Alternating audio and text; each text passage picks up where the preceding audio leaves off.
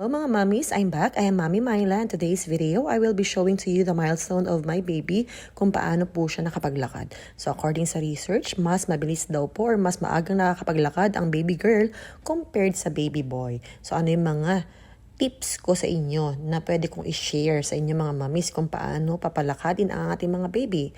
So first, always massage the legs of your baby. So malaking tulong po yun para mapatigas ang mga buto sa legs ng ating baby. Pangalawa, pinag-walker ko po ang aking baby. So malaking tulong din po ang walker.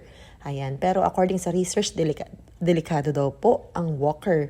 So dapat andun po kayo mami pag pinag-walker po or nakasakay po sa walker ang iyong baby. So, pangatlo, always practice walking. Ayan. So, kahit 8 months pa yan, dapat nag-walk na siya. What I mean, hindi naman nag-walk na mag-isa. What I mean, andun po kayo na gumagabay. Inahawakan niyo yung hands niya, practice walking. Ayan. Kasi late na po nung ginawa po namin yan. Kasi first baby namin siya. So, late na po namin nagawa yun, siguro mga 10 months, ganun. Kaya late din po nakapaglakad ang aking baby. So, 1 year and 3 months. Pero at least, kahit papano nakapaglakad po ang aking baby, kahit lagi siyang buhat ng aking hipag. Yan.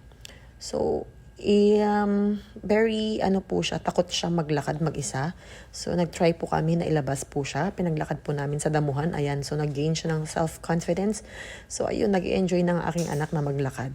So, wag muna natin paglakadin sa mga sementadong daan. So, if mayroon po kayong makitang mga field or may damuhan, itry po natin doon paglakadin para mag-gain ng confidence ang iyong baby at maglakad. So, ayun lang po mga mommies. I hope nakatulong po ito. Bye! Thank you for watching.